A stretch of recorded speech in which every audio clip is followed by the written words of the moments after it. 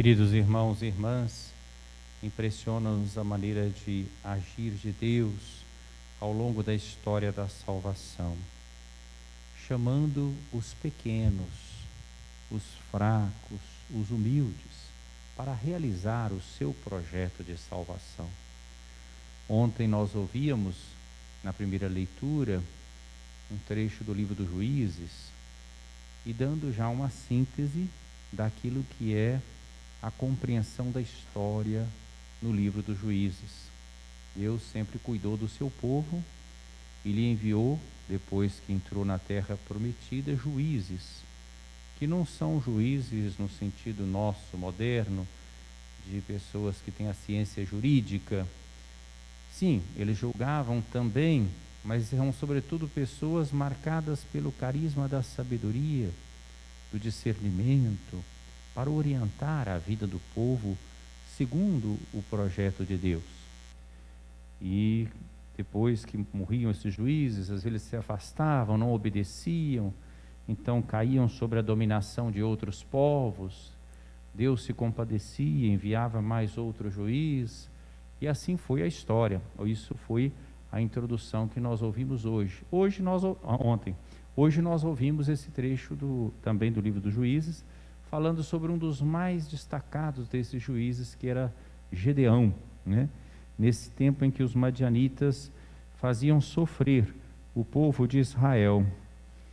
E Deus então se manifesta a Gedeão, né? O Senhor está contigo, valente guerreiro.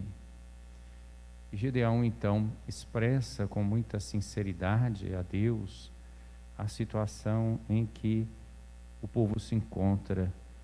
E ele diz: se o Senhor está comigo, conosco, né? Por que está acontecendo tudo isso, né? Lembra das maravilhas que Deus realizou tirando o povo da escravidão do Egito? Quem ouviu ontem a leitura sabe por quê, que é porque o povo foi infiel, então ele mesmo busca para si as situações difíceis. É aquilo que nós dizemos, né? Quem semeia vento, colhe tempestade, né? Isso, inclusive, atualmente está acontecendo literalmente, né? Vocês viram há pouco tempo na Europa chuvas torrenciais, né? Uma região do Canadá, região que era fria, pessoas morreram de calor de 50 graus, né? E assim por diante. Por aqui também o que? São as mudanças climáticas, que os negacionistas durante muito tempo ficaram dizendo que não, né? Ainda tem até hoje. E agora nós já estamos sofrendo as consequências. O Papa Francisco falava sobre isso na Laudato Si em 2015, né? Alertando toda a humanidade para essa situação. E outros já tinham falado também. Enfim, quem semeia vento, colhe tempestade. Muitas vezes aquilo que nós estamos vivendo hoje, de dificuldade, de crise hídrica, de falta de água, essas situações todas, isso não é vontade de Deus. Isso não é capricho da natureza, é a natureza ferida pela ação do homem, né? Pelo afã de lucro a qualquer preço, pela busca da riqueza como o valor absoluto da vida. Mas Deus se compadeceu do seu povo e chamou então Gedeão. E depois que Gedeão lamenta-se, né, dessa situação, o Senhor afirma: vai e com essa força que tens, livra Israel da mão dos madianitas, sou eu que te envio.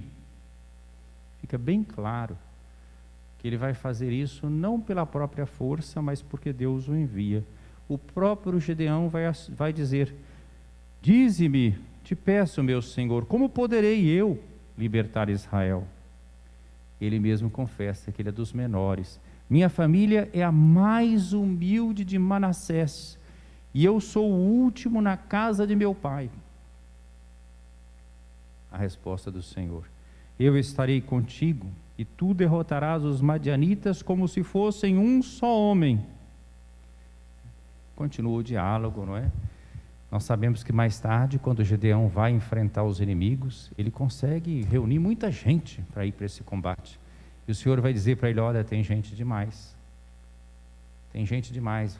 Israel vai pensar que venceu porque tinha muita gente. Diz para o povo aí: quem tiver com medo pode ir para casa. Aí a maioria foi embora. Ficou mais uma turma. Ele foi Deus tornou a falar com ele: ainda tem muita gente, né? Vai até o rio, né, e separa os que beberem água de um jeito ou de outro. Reduziu um grupo pequeno e Deus orientou e Gedeão venceu.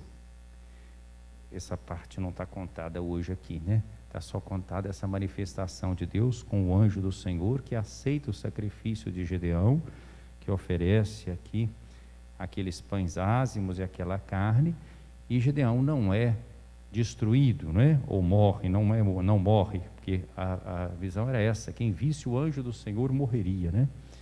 Então, aí ele chamou, fez ali um altar e chamou aquele lugar de: o Senhor é paz. A visita de Deus é uma visita de paz, Ele que é o nosso bem. No Evangelho, ontem vocês se lembram, foi o Evangelho daquele jovem rico que se aproximou de Jesus e fez 3 perguntas, começando: o que devo fazer de bom para entrar no reino? Era um jovem rico. Hoje é a continuação, depois daquele episódio, sabemos que o jovem saiu triste. Veja as palavras que Jesus diz hoje: em verdade vos digo, dificilmente um rico entrará no reino dos céus. E digo ainda, é mais fácil um camelo entrar pelo buraco de uma agulha do que um rico entrar no reino de Deus. São palavras muito fortes. Por quê, meus irmãos? Porque o amor da riqueza, dos bens materiais, faz com que a pessoa coloque a sua segurança não em Deus, mas nos bens e em si mesmo. Santo Inácio de Loyola, nos exercícios espirituais, diz que o inimigo do gênero humano, ele age dessa forma. A primeira coisa, ele tenta seduzir a pessoa pela cobiça do dinheiro.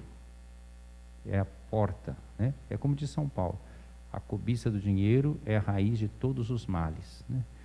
Tenta atrair a pessoa pela cobiça do dinheiro. É a cobiça do dinheiro que está fazendo esse desequilíbrio climático.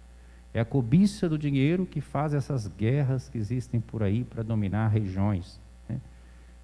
Então, começa atraindo a pessoa pela riqueza.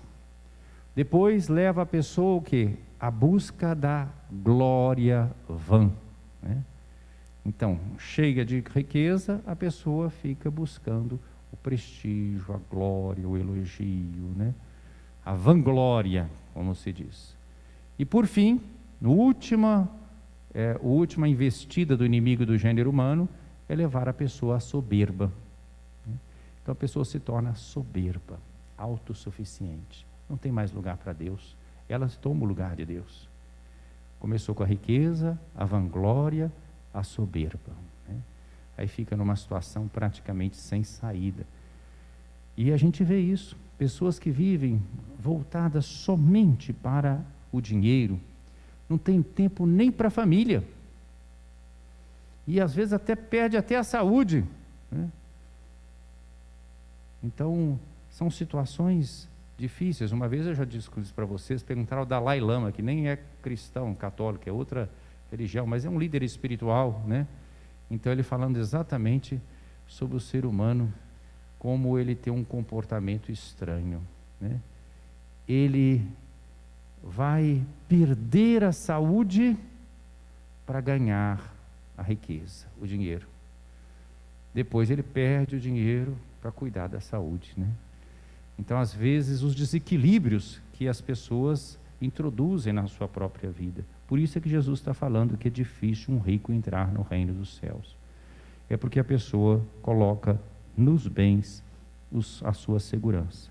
Os próprios discípulos ficaram espantados porque perceberam que Jesus estava falando não só da riqueza material, mas de toda a busca de coisas neste mundo que assumem o lugar de Deus e que nós chamamos de ídolos. Então, quem pode ser salvo? Jesus olhou para eles e disse: para os homens isso é impossível, mas para Deus tudo é possível. E por fim, Pedro então coloca essa situação: nós deixamos tudo, né? O que devemos receber em troca, né? É também um pouco de pensamento mesquinho do ser humano, a gente sempre quer receber em troca alguma coisa. Quem realmente descobriu o amor de Deus não vai pedir troca, porque o amor não se compra, não se vende, Está lá no livro do Cântico dos Cânticos: se alguém quisesse comprar o amor, seria considerado um idiota. O amor não se compra, né? O amor tem em si mesmo a sua paga. Amo porque amo, né? Dizia São Bernardo de Claraval, que nós vamos celebrar daqui a alguns dias, né? Amo porque amo, né? O amor tem em si, o único desejo do amor é ser amado por aquele que lhe ama. O amor pede reciprocidade no amor, não com coisas, né?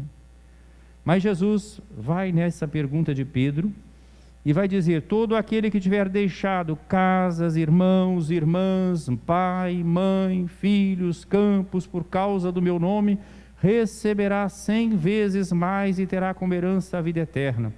Esse 100 vezes mais não é quantitativamente, é qualitativamente, né? 100 vezes mais, uma compensação muito maior. Se nós queremos possuir alguma coisa, já dizia os grandes místicos da igreja, São João da Cruz, Santa Teresa de Ávila: se você quiser possuir, vá pelo caminho do despojamento, do nada, de não querer, né? Tudo ter, nada querer, né? Tem até a música, né? É bonito na música, mas é desafiador para viver. Tudo ter, nada querer, né? Quando a pessoa está livre das afeições desordenadas, ela está livre para amar e para servir, ela percebe que tudo lhe pertence, ela não quer reter nada. É como diz também São Paulo: sei viver na fartura e sei viver na penúria, né? Tudo posso naquele que me fortalece. Então, meus queridos irmãos, aprendamos o desejo de uma vida simples e uma vida de partilha, de solidariedade. Não coloquemos nas riquezas, nos bens deste mundo, a nossa realização, a meta da nossa vida. Só Deus é o absoluto, é o totalmente solto, né? É o totalmente ofertado a nós. Busquemos em primeiro lugar o reino de Deus e a sua justiça, e tudo mais nos será acrescentado. Hoje nós temos a alegria de celebrar, entre as intenções dessa Santa Missa, as bodas de prata matrimoniais da Cristiane e Ricardo, né? Estamos no ano da família, né? Ano Amoris Laetitia, redescobrir a alegria do amor na família. Eu gostaria de convidar o casal a vir aqui à frente para a renovação dos seus compromissos matrimoniais, para abençoarmos suas alianças.